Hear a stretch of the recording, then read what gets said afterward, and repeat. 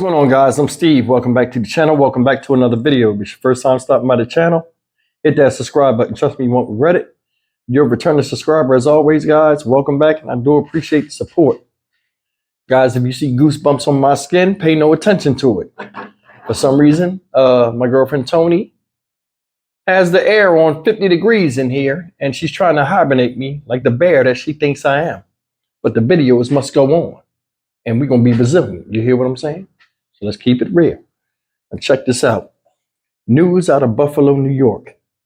Last Friday, about a missing 12-year-old boy at the time, missing since August 4, 2020. This young man right here is Jaylen Griffin.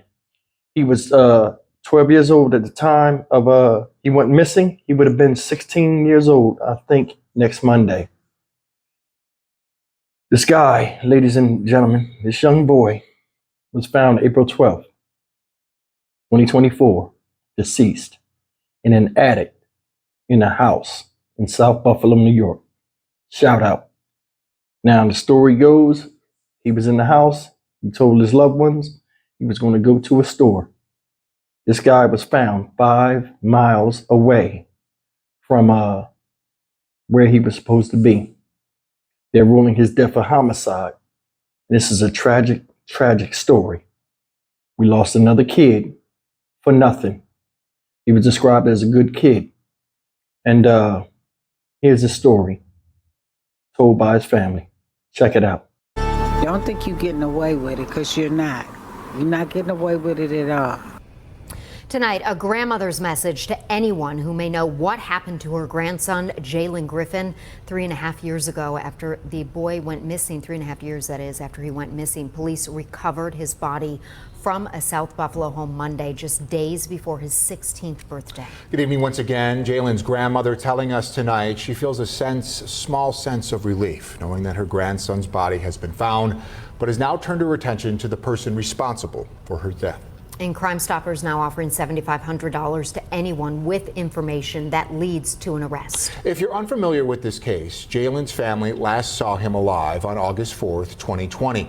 He lived near the Central Terminal in Buffalo and told his family he was walking to a store on Broadway.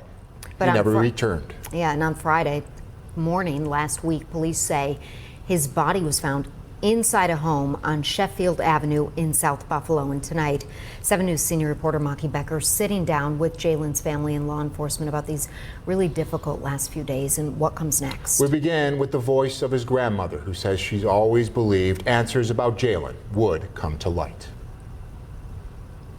The Lord works in mysterious ways.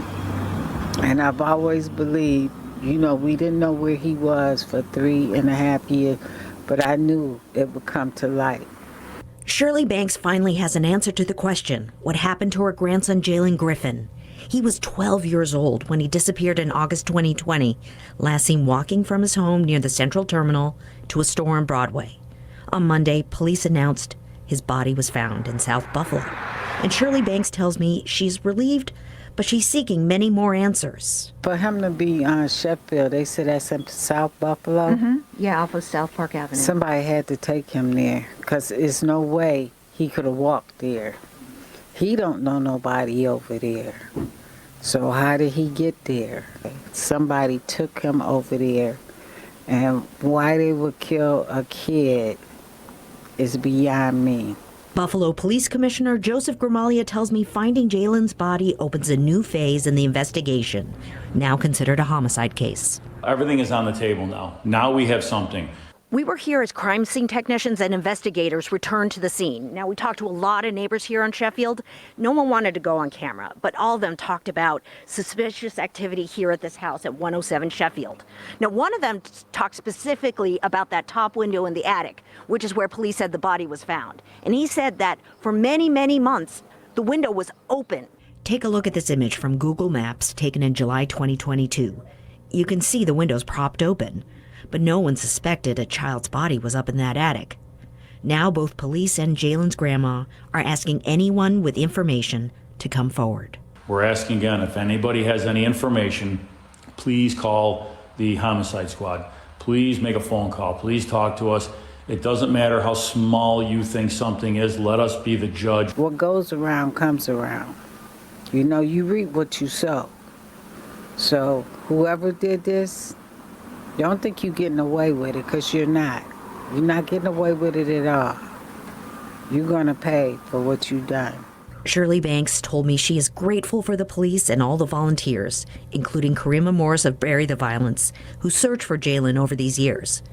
She has one wish for those who knew him. Remember him as a child, as he was, you know. He was a good kid. He didn't do no bad stuff.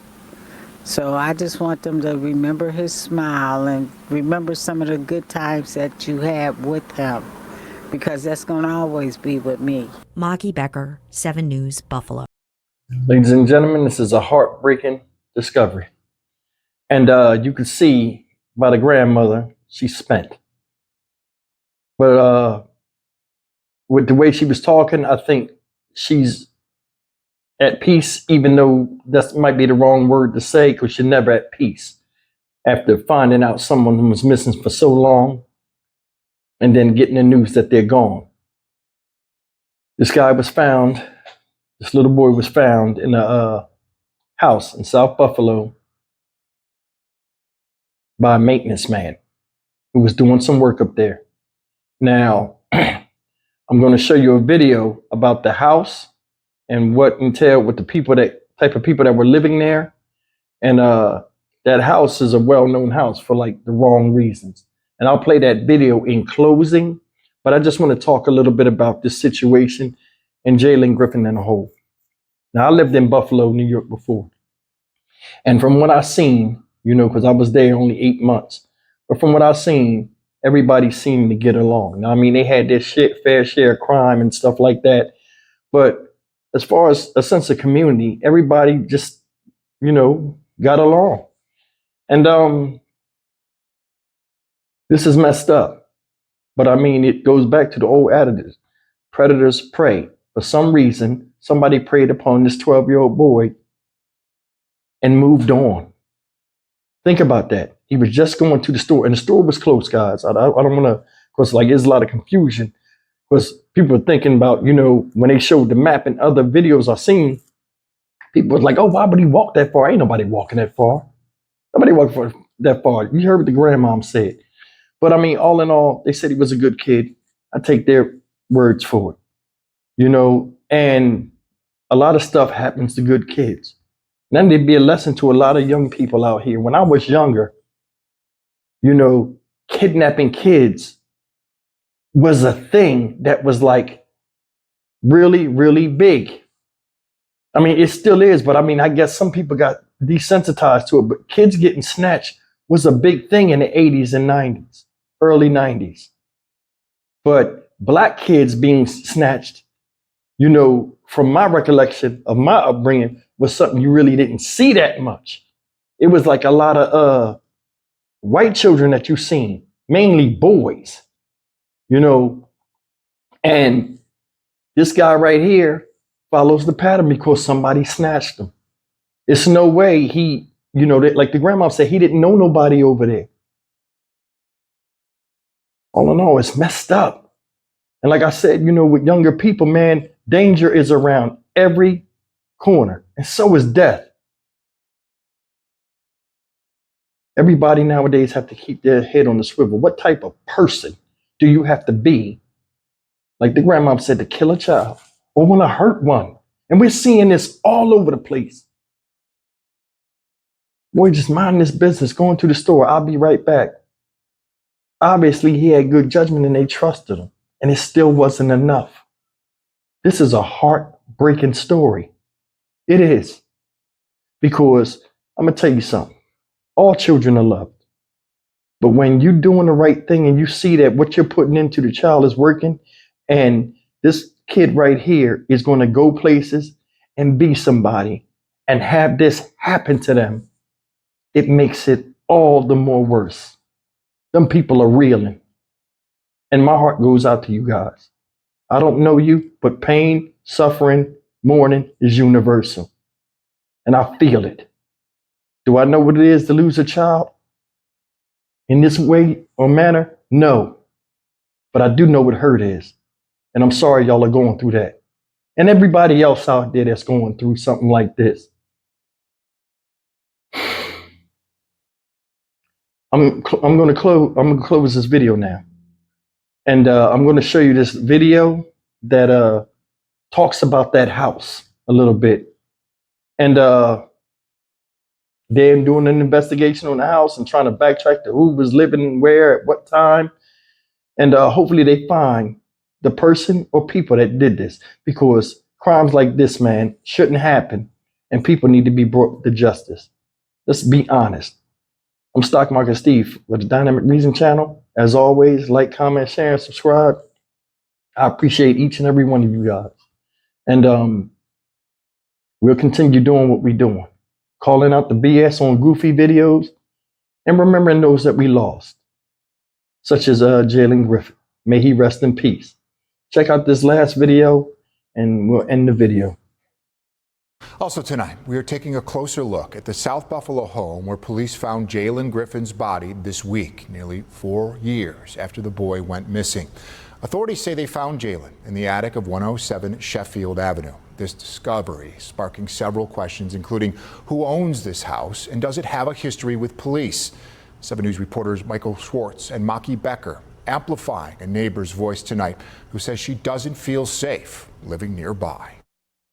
Neighbors of 107 Sheffield are telling 7 News they've had concerns with the 4-unit house and the people living there for years. That house is mainly the only issue on our street, I would say. This neighbor did not want to be named, but tells my colleague Maki Becker and I about a troubling situation. About a year or two ago, I was walking my son down the street, and one of the ladies living in the residence at the time chased me down with a bat. Another neighbor says she received cell phone alerts that convicted sex offenders on the sex offender registry had moved in to 107 Sheffield. 7 News found records to confirm one of those individuals was booked in jail just 1 month ago on a new sex charge. And Maki found an ongoing lawsuit that sheds light on past problems there. This lawsuit has to do with a tenant here who's accused of starting a fire inside the house that then spread to another house, causing $130,000 in damage. That neighbor is suing the tenant, the property owner, Sunrise West LLC, and Spectrum Health and Human Services. According to Spectrum's website, it has a supportive housing program that works with adults and caters to high-need, high-risk individuals